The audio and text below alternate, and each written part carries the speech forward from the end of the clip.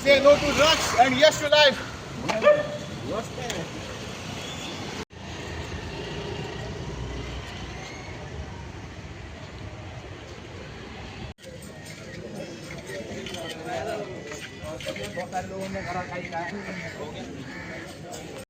अमृता लक्ष्मण परब, कलंगूट पंचायतीचे हांव मेंबर. आयज 26 जून international day against drug abuse and illicit trafficking.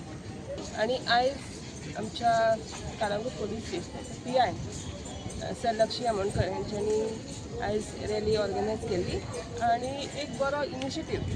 कारण आमकां खबर आसा की आयज आमची यूथ आसा ते खंय तरी अशा व्यसनान बुडलेले आसा, ड्रग्सान बुडलेले आसा आनी आमकां गरज आसा अवेरनेस करपाची.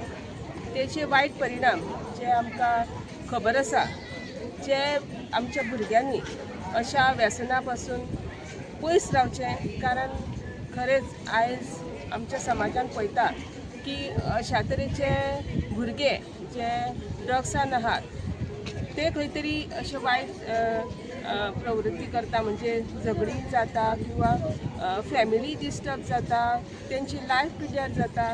सो अशा आमच्या युथांनी खरेंच ह्या व्यसना पासून दूर रावचें, पयस रावचें. कारण तांकां गरज आसा, आमकां गरज आसा एक बरो समाज ह्या भुरग्यांनी घडोवचो. आनी अशा आमच्या देशाकूय तेंची खुबशी गरज आसा आमचे फुडें फ्युचर घडोवपाक.